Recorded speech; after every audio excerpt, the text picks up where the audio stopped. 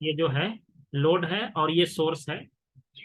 तो इसमें ये कॉम्प्लेक्स नेटवर्क हो सकता है। क्या करता है कि ये कॉम्प्लेक्स नेटवर्क को ये एक सिंपल नेटवर्क में कन्वर्ट करता है। सिंपल नेटवर्क में कैसे कन्वर्ट करता है कि अगर ये हम इसको ऐसा बना दें, एक वोल्टेज सोर्स ले लें। अगर ये इस नेटवर्क को हम इस ए बी के क्रॉस, सिर्फ बात होगा ए बी के क्रॉस हम क्या करें कि एक जो है रेसिस्टेंस निकाल लें, जिसको हम आर टी एच से डिनोट कर दे, इसको आर टी एच कहेंगे। और इसी के अक्रॉस एक वोल्टेज निकाल लें जिसको वी टी एच कहते हैं या वी ओ सी भी कहते हैं, ओपन सर्किट वोल्टेज कहते हैं। इसको ओपन सर्किट रेसिस्टेंस भी कहते हैं, ए और बी के क्रॉस जो देखेंगे दोनों चीज कहते हैं, दोनों नोमेनक्लेचर है। तो ऐसा अगर हमारे पास बन के आ गया, हम ऐसा करने में अगर हम एबुल हो गए ए और बी के क्रॉस, इधर बहुत सारा वोल्टेज सोर्स है, करंट सोर्स है, कुछ भी हो, इधर voltage source, current source, resistance बहुत सारा सर्किट में लगा हुआ है। इसको अगर हम ब्रेक करके अगर हम इसमें एबुल हो गए कि एक रेसिस्टेंस इसके क्रॉस निकाल ले ए और बी को, जिसको इक्विवेलेंट रेसिस्टेंस कहेंगे, और इसी ए और बी के क्रॉस एक वोल्टेज निकाल लें हम, जिसको हम ओपन सर्किट वोल्टेज कहेंगे। तो और उसी ओपन सर्किट वोल्टेज को थेवेनिन वोल्टेज कहते हैं, उसी ओपन सर्किट रेसिस्टेंस को क्या कहते हैं, थेवेनिन रेसिस्टेंस कहते हैं। तो ये जो बन के आएगा इसको कहेंगे थेवेनिन इक्विवेलेंट, इसको कहेंगे थेवेनिन इक्विवेलेंट। एक कंडीशन ये है। दूसरा ये हो जाए कि इसी को अगर हम इसी चीज को दूसरे फॉर्म में ऐसे लिख दें कि ए बी के क्रॉस क्या करें कि एक करंट निकालें, और वो करंट कैसा होगा, शॉर्ट सर्किट करंट होगा। अभी न्यूमेरिकल से ज्यादा अच्छे से समझ में आएगा। इसको क्या कर दें, हम शॉर्ट कर दें यहाँ पे, और उसमें करंट निकाल लें, और ये रेसिस्टेंस जैसे निकाले थे थेवेनिन में वैसे ही निकाल लें, और उस रेसिस्टेंस को यहाँ पे क्या कर दें, पैरेलल में डाल दें। तो ये नॉर्टन रेसिस्टेंस कहलाएगा, जो कि थेवेनिन रेसिस्टेंस के इक्वल होता है। तो ये जो बनेगा इसको नॉर्टन कहते हैं, नॉर्टन्स इक्विवेलेंट। दोनों है एक ही चीज। ये वोल्टेज सोर्स है, तो वोल्टेज सोर्स को जब हम करंट सोर्स में बदल देते हैं तो क्या करते हैं, वोल्टेज को रेसिस्टेंस से डिवाइड करेंगे तो करंट निकल जाएगा। अगर इसमें करंट निकालना हो आई आई एन की अगर हम बात करें, तो ये आई एस सी भी वही है। तो ये हमारा हो जाएगा we T H divided by R T H होता है, जो कि यही वाला चीज यहाँ लिखा हुआ है। दोनों एक ही चीज है। अब इसको सॉल्व करने का जो मेथड है, शॉर्ट सर्किट करने का कैसे मेथड है, ये अलग अलग है। तो आई एस सी जो है ये वी टी एच, ये सब हम लिख दिए, यही सब चीज इसमें थ्योरी में भी लिखा हुआ है, इतना ही थ्योरी है उसका बस। अब इसके अलावा जो है, इसमें इस चीज को समझने के लिए न्यूमेरिकल से ही इस चीज को समझ सकते हैं कि ये कैसे होता है। न्यूमेरिकल वाला देखो तुम्हारे में भी होगा बुक में, प्रॉब्लम नंबर है 2.22, ये बुक का है, हम इसको ऐसे ही लिख देते हैं। ये हो गया करंट सोर्स है, एक जो है कि ये रेसिस्टेंस है 8 ओम का, यहाँ पे एक रेसिस्टेंस है 2 ओम का, यहाँ पे एक रेसिस्टेंस है 20 ओम का, यहाँ पे एक रेसिस्टेंस है प्लस माइनस 32 वोल्ट का, ऐसे है। और यहाँ पे जो है एक रेसिस्टेंस लगा हुआ है आर है, और ये टर्मिनल ए और बी है। इसी के क्रॉस थेवेनिन निकालना है। स्टेप समझना, थेवेनिन में मेन इंपॉर्टेंट है स्टेप समझना, बाकी जैसे भी निकालना है निकाल सकते हैं। सबसे पहला स्टेप इसमें क्या होता है, स्टेप नंबर 1, कि जहां निकालना है उसको इस सर्किट से खोल के हटा देना, थेवेनिन निकालना। ए और बी के क्रॉस निकालना है तो इधर वाला एलिमेंट को हटा दें। तो इधर वाला एलिमेंट को जब हटा देंगे तो नया सर्किट कुछ इस तरह से बन के आ जाएगा। ये हो जाएगा ऐसे, हो गया, और ये ऐसे हो गया, ये ऐसे, ये ऐसे, और ये ऐसे। ये ए एंड बी है, ये ए है, बी है। ये स्टेप एग्जाम में भी लिखना, +-32 वोल्ट, ये हो गया 2, ये हो गया 8, ये हो गया 1, ये ऐसे रह गया। अब यहाँ से इक्विवेलेंट रेसिस्टेंस निकालना है across the terminal A and B. A and B के क्रॉस इक्विवेलेंट रेसिस्टेंस निकालना है। तो उसके लिए क्या करते हैं, ये ध्यान रखना है कि जितना करंट सोर्स होगा उसके इंटरनल रेसिस्टेंस से इसको रिप्लेस कर देते हैं, यानी कि इसका इंटरनल रेसिस्टेंस इनफाइनाइट होता है, इसका इंटरनल रेसिस्टेंस 0 होता है, तो इसको ओपन कर देंगे। यहाँ इंटरनल रेसिस्टेंस को ओपन कर दिए, करंट सोर्स के इनफाइनाइट कर दिए।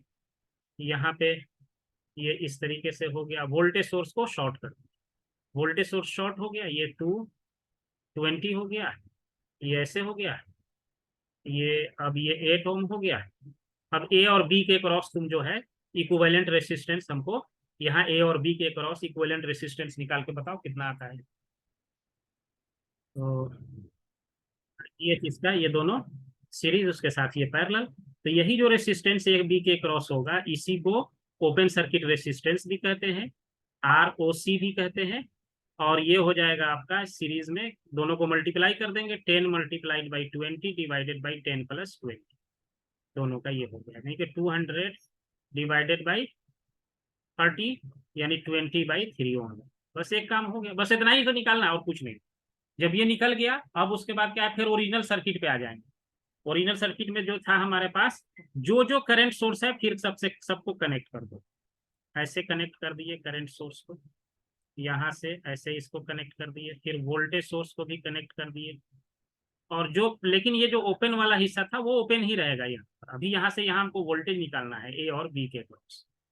तो ये हो गया 20, ये हो गया प्लस माइनस 32, और ये हो गया कितना 20, नहीं 2 है, और ये है 8, ये है 1। तो अब इसको जैसे मन करे अपना निकाल लो, निकाल सकते हैं हम केसीएल लगा के या केवीएल लगा के, जैसे मन करे। तो इसमें सिंपल एक ये बन सकता है हमारा कि इसको अगर हम करंट सोर्स को अगर हम वोल्टेज सोर्स में बदल दे तो हमारे पास एक ही लूप बनेगा, ये दो लूप हट जाएगा, हमारे पास एक ही लूप बनेगा इसमें।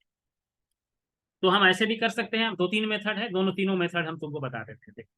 इसको, ये एक ही है इसके साथ पैरेलल में, तो इसको इससे मल्टीप्लाई कर दो तो ये वोल्टेज सोर्स में बदल गया, प्लस ऊपर हो जाएगा माइनस नीचे होगा, क्योंकि करंट का एरो का डायरेक्शन ऊपर है। और ये रेसिस्टेंस यहाँ पे इसके सीरीज में आ गया 8 ओम। ये देख लो, ये 8 वोल्ट हो गया, 8 इंटू 1 मल्टीप्लाई करेंगे तो। और ये 2 ओम का जो इसका था वो है, यहाँ पे ये 20 ओम है, ये जो है प्लस माइनस 32 वोल्ट है। और ये ऐसे हो गया, ये वाला तो पोर्शन ओपन है तो इधर तक करंट जाएगा ही नहीं, ओपन वाले के तरफ। अब एक लूप बना, तुम इसमें से ऐसे मान लो कि हम ये लिख दें 20 ओम लिख दें। अब इसमें मान लो एक सिंपल लूप ऐसे बन गया, आई करंट इसमें फ्लो कर रहा है, तो अब इसका जो है केवीएल लगा दो इसमें। तो केवीएल लगा के कैसे लिख सकते हैं, केवीएल लगाओ और इसमें लिख के हमको बताओ, पूरा इक्वेशन बताओ क्या आएगा लिख केवीएल लिख करके, इक्वेशन खाली बोलो हमको लिख के। तो केवीएल से हमको मिल जाएगा 8 + 2, ऐसे लिखेंगे 8 + 2 + 20 multiplied by I plus 32 minus 8 equal to हो गया 0। तो इससे आई का वैल्यू निकाल लो, आई हो जाएगा कितना, ये हो गया 30, और ये इधर कितना हो गया, ये हो गया 24। तो 24/30 माइनस आ रहा है, देखो ये ध्यान रखो, ये माइनस आ रहा है। तो ये 8 से काट दो, 8 से नहीं कटेगा, 6 से, 4 बार में, 5 बार में, तो ये हो गया -0.8। देखो अच्छा ही हुआ कि निगेटिव आ गया। इसमें एक और कंसेप्ट समझ में आया, इसका मतलब है कि हम जो करंट का ऐसा डायरेक्शन लिए हैं ऐसा नहीं है, करंट एक्चुअली ऐसे फ्लो करेगा, इधर से इधर जा रहा है, निगेटिव आने का यही मतलब, यानी इधर करंट फ्लो हो रहा है और वो है कितना 0.8 एम्पियर का, ऐसे ही। अब यहाँ से यहाँ वोल्टेज निकालना है ना, तो इसको अलग कर लो इस सर्किट से, यहीं पे झंझट फंसता है बेटा, ध्यान रखना, ये कंफ्यूजन मत करना, नहीं तो मार्क्स तुम्हारा। अब यहाँ ए है और बी है, ये ए है एंड बी है, और ये रेसिस्टेंस है कितना 20 ओम का, और करंट इसमें ऐसे जा रहा है 0.8 एम्पियर का। तो करंट ऐसे जा रहा है तो ये प्लस होगा, ये माइनस हो जाएगा, इसके प्लस की वजह से ये प्लस नहीं है, ये करंट का डायरेक्शन ऐसे है, इसलिए ये जो है पॉजिटिव यहाँ है, निगेटिव यहाँ है। अगर ये वोल्टेज सोर्स बड़ा होता ना तो करंट का डायरेक्शन ऐसे हो जाता, तो ये पॉजिटिव हो जाता है, ये निगेटिव हो जाता। अब ए और बी के बीच वोल्टेज बताओ कितना होगा। हम एक चीज तुमको बताते हैं, ध्यान रखो, अगर कुछ भी कंफ्यूजन रहे, नहीं समझ में आए, तो क्या करना है यहाँ पे कि ए और बी के बीच वोल्टेज निकालना है ना, तो यहां से यहां तक क्या करो, एक फिक्टिशियस वोल्टेज सोर्स मान लो कोई है, ऊपर में पॉजिटिव होगा, नीचे में निगेटिव होगा। ए और बी के निकालना है तो ए पॉजिटिव होगा, बी निगेटिव होगा, इसको मान लो Vx है।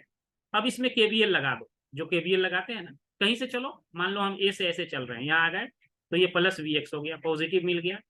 ये आ रहे हैं निगेटिव मिल गया -32, फिर ये आ रहे हैं तो प्लस मिल गया पॉजिटिव 20 × 0.8 इक्वल टू हो गया 0। तो 8 × 16 Vx जो हो जाएगा ये हो गया 16 वोल्ट हो गया, निकल गया 16 वोल्ट। तो यही Vx क्या है हमारा, VOC है। बाकी तुमको अगर कोई और मेथड से आता है तो निकाल लेना, VOC, और इसी को VTH कहते हैं। अब इसी दोनों को क्या करेंगे, सर्किट में ऐड कर देंगे। जब इस दोनों को हम सर्किट में इंक्लूड करेंगे तो हमारा सर्किट जो है वो कैसा दिखेगा। देखो, एक वोल्टेज सोर्स ऐसा जो हमको निकल के आया, अभी निकाले हैं 16 volt plus minus 16 volt VOC यानी VTH, और एक रेसिस्टेंस निकाले हैं RTH, वो आया था 20/3। ये बन गया थेवेनिन जैसा, यही हो गया थेवेनिन यहाँ से यहाँ। अब सर्किट में तुम देखो, जहां से खोले थे वहां क्या था, एक रेसिस्टेंस था R था। अब उस R में कहता करंट निकाल के बताओ, तो उस R को अब यहाँ पे हम कनेक्ट कर देते हैं। इसमें अगर करंट निकालना होता है इस R को, मान लो इस R का वैल्यू हम सपोज करो कि कुछ दिया रहता, इसमें नहीं दिया हुआ है, मान लो इस R का वैल्यू 2 ओम होता, और इसमें अब कहता I करंट निकालो, तो सिंपली I कह देते ओम्स लॉ से 16 डिवाइडेड बाई 20/3 प्लस 2 हो गया। बस यही इतना एम्पियर करंट इसमें फ्लो होगा। करंट जैसे ही निकल गया, इसमें हम पावर भी निकाल सकते हैं, जो मन करे वो निकाल सकते हैं, समझे। तो इसमें हम पावर निकाल सकते हैं जो भी मर्जी हो हमारा। अब इसमें ये थेवेनिन बन गया, इतना ही काम है थेवेनिन। अब दूसरा देखो, इसमें हम एक चीज और बताना चाह रहे हैं। अभी जो निकाले हम ये वाला,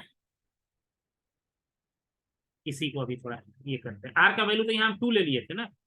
मान लो ये करंट, हम इसमें एक इक्वेशन लिख रहे हैं, वैल्यू आर आई, और इस रेसिस्टेंस को लोड रेसिस्टेंस कहते हैं, TL पावर, TL कह देते हैं इन लोड रेसिस्टेंस, और 3 कॉलम हम तुमको देते हैं। ये ऐसे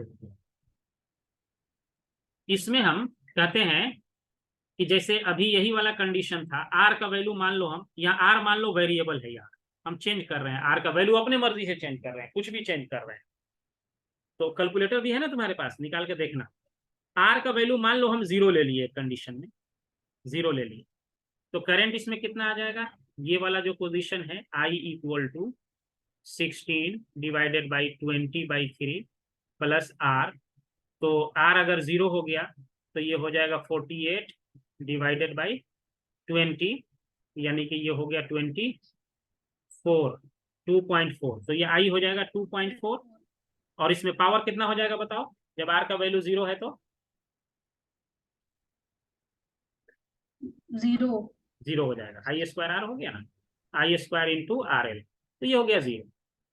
अब मान लो कि हमने क्या किया कि अब जो है R का वैल्यू जो है, जैसे अभी 2 लिए हैं, तो R का वैल्यू 2 लिए, तो I का वैल्यू यहां से निकाल लेंगे हम, पावर निकाल लेंगे।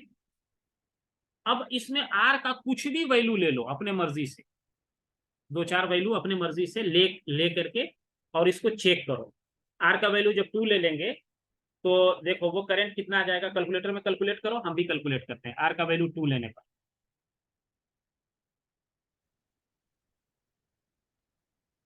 तो ये रेसिस्टेंस जब हमारा 2 रहा तो पावर इतना आया। रेसिस्टेंस जब थेवेनिन रेसिस्टेंस के बराबर हो गया, ये जो रेसिस्टेंस है लोड रेसिस्टेंस RTH के इक्वल हो गया थेवेनिन रेसिस्टेंस के, तो उस समय पावर इतना आ गया। अब क्या करते हैं इसमें कि एक कोई रेसिस्टेंस 20 ले लो, उस समय करंट कितना आता है और पावर कितना आता है बताओ। इसी फॉर्मूला को I equal to 16 divided by 20/3, कितना आया करंट 0.6 आ रहा है, 0.6, पावर निकालो 0.6 3.6 हो गया। तो देखो इसका क्या मतलब हुआ, इसी में अगर हम कंपेयर करें तो ये वाला पावर सबसे बड़ा है ना। इसका मतलब है जिस समय लोड का रेसिस्टेंस थेवेनिन रेसिस्टेंस के इक्वल हो जाएगा, उस समय लोड में पावर का ट्रांसफर क्या होगा, मैक्सिमम होगा। इसी को मैक्सिमम पावर ट्रांसफर थ्योरम भी कहते हैं। When RTH equal to RL, power transfer will be maximum and is known as maximum power transfer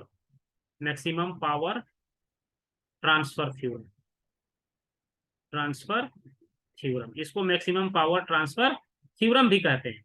इसको मैथमेटिकली भी प्रूफ कर सकते हैं। ये कभी कभी एग्जाम में पूछ देगा कि प्रूफ दैट कि ये पावर ट्रांसफर जो हो रहा है ये मैक्सिमम तब होगा, ये पूछा जाता है। तो प्रूफ करने के लिए आसान है, कुछ नहीं हो सब उसमें किया हुआ है।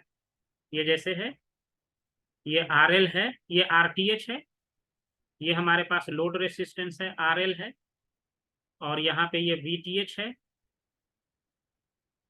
तो यहाँ पे अगर हम इसमें I निकालना चाहें इसमें, तो I will be equal to VTH divided by RTH plus RL हो जाएगा, यही हो जाएगा।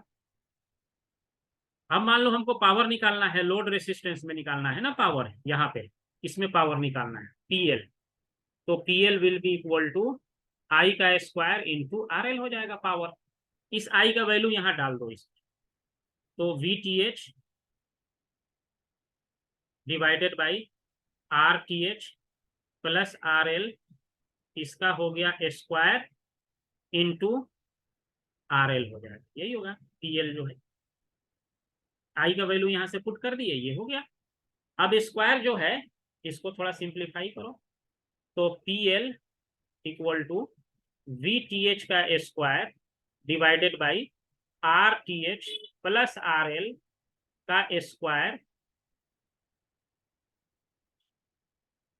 इंटू हो जाएगा RL।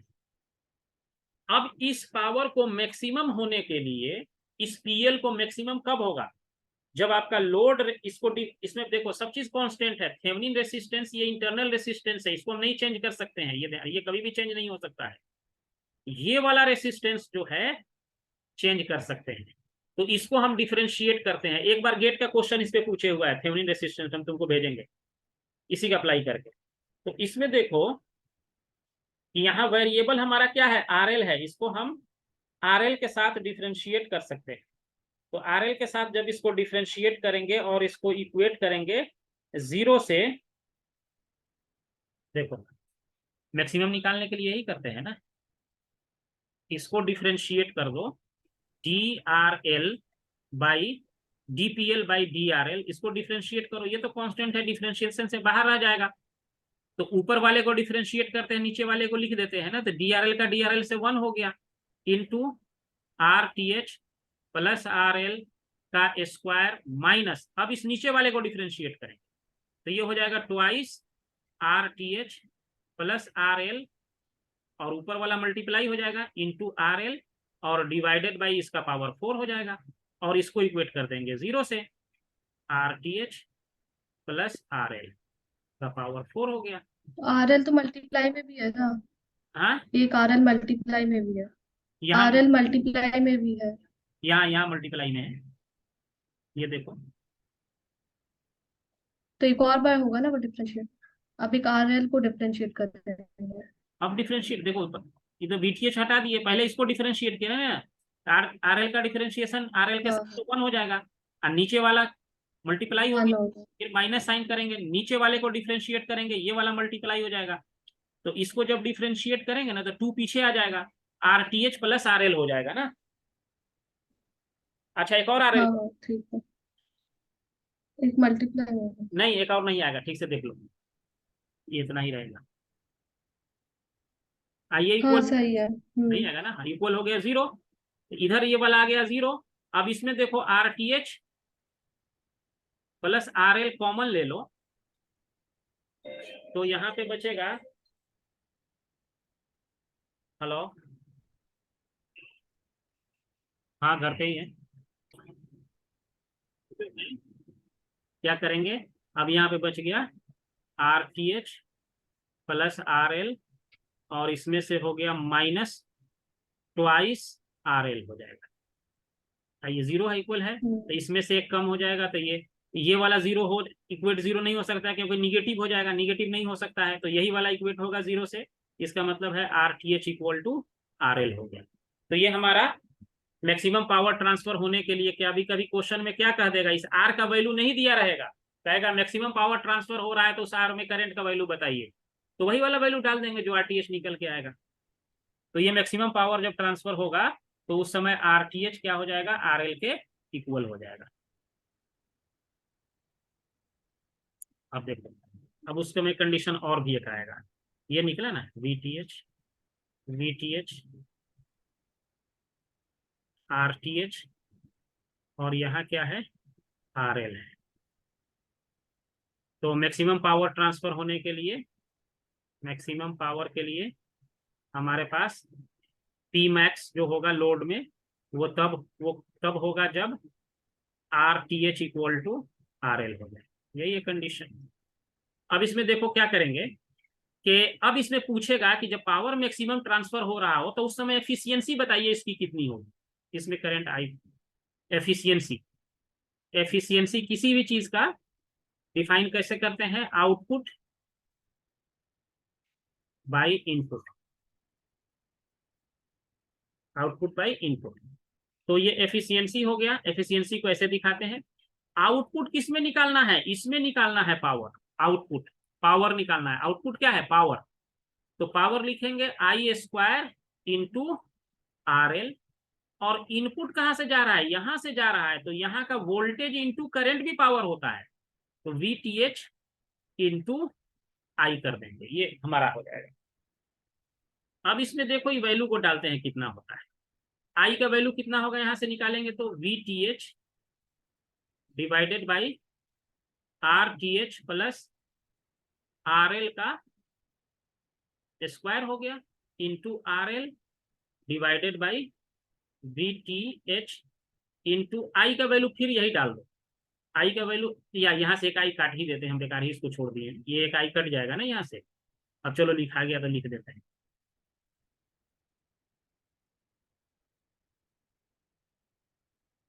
इससे ये कैंसिल हो गया, तो यहाँ हमारे पास आ गया क्या आ जाएगा, VTH, अब देखो RTH और RL दोनों क्या है, इक्वल है, तो इसको ट्वाइस RL लिख दो, इसको, ये दोनों सेम है ना मैक्सिमम पावर ट्रांसफर होने में, और नीचे में क्या है VTH, ये है, वन बाई और टू आ जाए। यहाँ खाली VTH बचा ना, हाँ VTH बचा, इंटू RL हो गया, RL से RL कट गया, VTH से VTH कट गया, तो कितना बचा 1/2, अब इसको इंटू 100 कर दो तो ये परसेंट में हो जाएगा, यानी कि 50% एफिशिएंसी होगा इसका, जिस समय पावर मैक्सिमम ट्रांसफर हो रहा है उस समय एफिशिएंसी कितना होगा, 50% होता है, ये ध्यान रखना। यही थेवेनिन थ्योरम है, मैक्सिमम पावर ट्रांसफर थ्योरम है, इतना ही है। अब उसमें जो है तुमको कभी डिपेंडेंट सोर्स अगर आ जाएगा तो उस कंडीशन में थोड़ा सा जो है ना रूल को चेंज करना पड़ता है। अब इसी को मान लो थेवेनिन से नहीं करके अगर हम इसको मान लो अगर नॉर्टन से सॉल्व करते हैं, सेम प्रॉब्लम को दिया हुआ है उसमें सॉल्व कर किया हुआ है, हम नॉर्टन से भी सॉल्व करके बता देते हैं, और फिर उसके बाद बना करके हमको क्वेश्चन भेजना इसका जितना भी प्रॉब्लम हो। देखो सेम को अगर हम नॉर्टन से करें सॉल्व, नॉर्टन से, तो यहाँ पे ऐसे हो गया,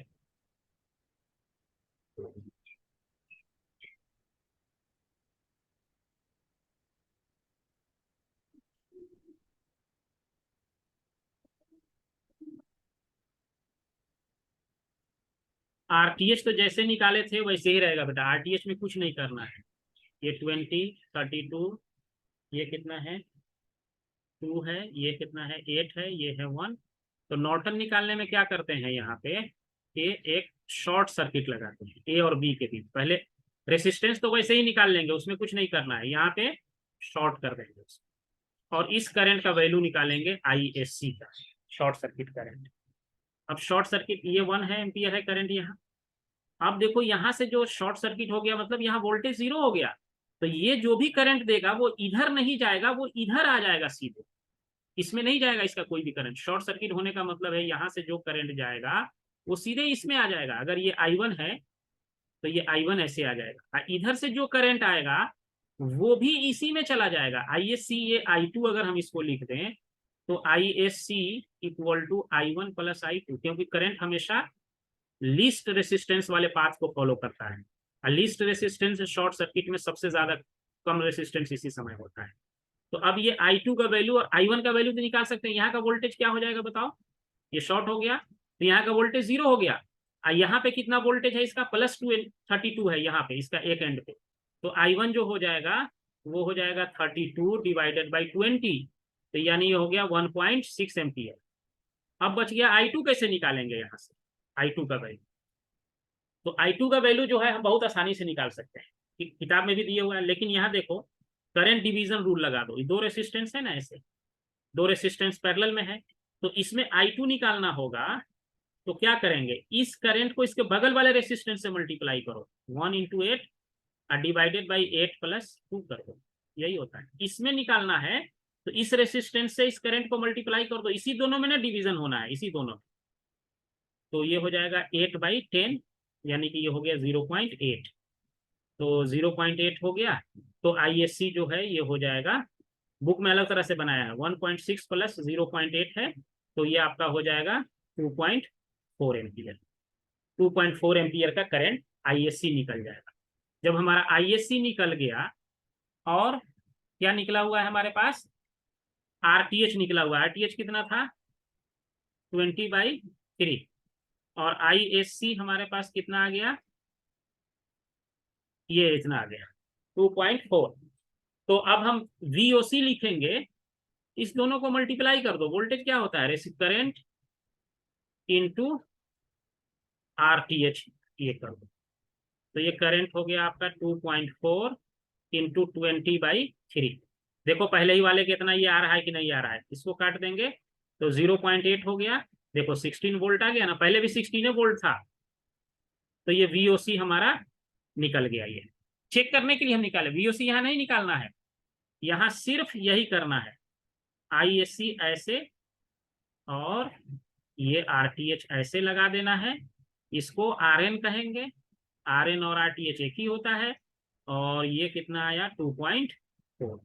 ये हम निकाल के इसलिए दिखाए हैं ताकि दोनों में कैसे भी निकालेंगे एक ही वैल्यू आएगा, चेक कर लिए, ये ऐसे ही आ जाए।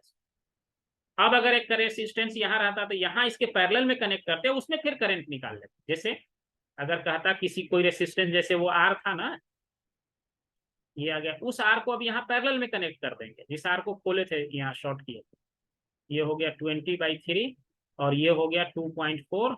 फिर पैरेलल डिवीजन रूल लगा देना इसमें। अगर इसका वैल्यू मान लो 2 दिया रहता तो इसको हम क्या करते हैं, इसमें 2.4 into this resistance divided by sum of this resistance, तो इसमें का करंट निकल जाएगा। यही है थेवेनिन और यही है नॉर्टन का, इसके अलावा कुछ भी नहीं है। मैक्सिमम पावर ट्रांसफर थ्योरम भी हम तुमको बता ही दिए। और इसमें एक चीज और देख लो, एक क्वेश्चन और है, जब डिपेंडेंट सोर्स आ जाएगा, देख लो,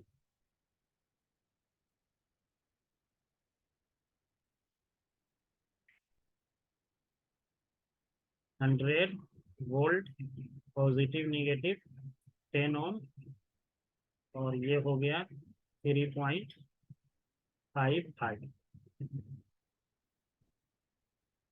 ये हो गया।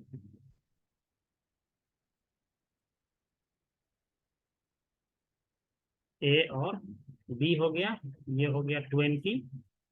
अब इसमें पूछ रहा है, क्या पूछ रहा है, देखो question, find the Thevenin equivalent of the circuit which has one dependent, यहीं पे निकालना है, VOC निकालना है।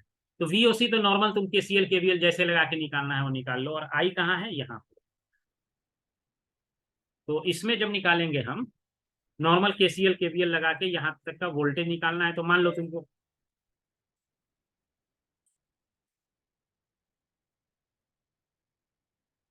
मान लो हम यहीं पे लगा देते, यहाँ पे हम KCL लगा देते, सपोज करो यहीं पे हम KCL लगा देते, तो सारे कितना कितना करंट है, एक ये एक ये 3 बनेगा इसमें से, ये भी भूल जाओ इसको। इसका मान लो नोड वोल्टेज हम मान लेते हैं V1 है, तो V1 minus 100 divided by 10 plus ये करंट तो अंदर आ रहा है ना ऐसे, तो नहीं अभी इसको नहीं ले, इसका फिर इसमें इसका भी वोल्टेज V1 ही रहेगा यहाँ से यहाँ तक, तो V1 बाई 20, और ये अंदर आ रहा है माइनस 3.5 आई इक्वल टू हो गया 0। ये इक्वेशन नंबर 1 हो गया। एक ही इक्वेशन मिला लेकिन दो अननोन है इसमें, देखो दो अननोन हो गया, आई है तो अब आई का वैल्यू तो निकालना पड़ेगा। आई तो यहाँ से हम कह सकते हैं ना कितना आएगा, एक्चुअल जो आई है ये वाला आई का वैल्यू एक्चुअली कितना होगा, I will be equal to 100 minus V1 by 10 है। इसको डाल देंगे इसमें और इसको सॉल्व कर लेंगे V1 के लिए, और V1 जो वोल्टेज आएगा वही वोल्टेज देखो यहाँ V1 वोल्टेज पूरा यहाँ से यहाँ तक का वोल्टेज होगा, V पूरा यहाँ से यहाँ तक का V1 वोल्टेज जो है यही ये वोल्टेज। तो V1 हमको ऐसे निकल जाएगा और वो कितना आ रहा है, ये 90 वोल्ट आएगा। सॉल्व करके देखना, ये 90 वोल्ट आ जाएगा, कर लेना सॉल्व। और जब V1 निकल गया, लेकिन अब R कैसे निकालेंगे, तो R निकालने के लिए हम इसको तो हटा ही नहीं सकते, इसको तो शॉर्ट कर सकते हैं लेकिन इसको हटा नहीं सकते। तो इसके लिए फिर यहीं पे क्या लगाते हैं, ISC लगाएंगे, शॉर्ट सर्किट कर देंगे इसको यहाँ से यहाँ, ISC निकाल लेंगे, शॉर्ट सर्किट करेंगे। अब देखो 3.5 आई यहाँ आ रहा है ना ऐसे, तो ISC क्या हो जाएगा, ध्यान से समझना, 3.5 आई हो जाएगा। ये जो 3.5 आई है ऐसे है, इस रेसिस्टेंस में नहीं जाएगा, ये पूरा का पूरा इसमें आ जाएगा, और एक करंट इधर से भी तो आई आ रहा है, प्लस आई आएगा इसमें, तो ये हो गया 4.5 आई। अब आई का वैल्यू निकाल लो, आई कितना आएगा यहाँ से बोलो, दिस 100 वोल्टेज माइनस यहाँ का वोल्टेज, यहाँ का वोल्टेज कितना है V1, 90 मत लिख देना, ये 0 हो गया ना शॉर्ट सर्किट, ये दूसरे कंडीशन के लिए था, शॉर्ट सर्किट कर दिए तो ये V1 का वैल्यू जो हो जाएगा ये हमारा 0 हो जाएगा जब इसको शॉर्ट कर देंगे। तो आई का वैल्यू हमको निकल गया 100 माइनस 0 डिवाइडेड बाई 10, यानी कि 10 निकल गया। तो 10 से इसको मल्टीप्लाई कर दो तो 45 एम्पियर हो गया। अब इसका 45 निकल गया, यहाँ का वोल्टेज निकल गया है, तो करंट रेसिस्टेंस क्या होगा, 90 डिवाइडेड बाई 45, तो ये हो जाएगा 2 ओम। अब क्या करेंगे, इसको सर्किट को ऐसे वोल्टेज यहाँ लगा देंगे और इस रेसिस्टेंस को यहाँ कनेक्ट कर देंगे, तो ये आपका निकल गया 2 ओम, ये हो गया 19 वोल्ट, ये थेवेनिन बन गया। समझ गया बेटा।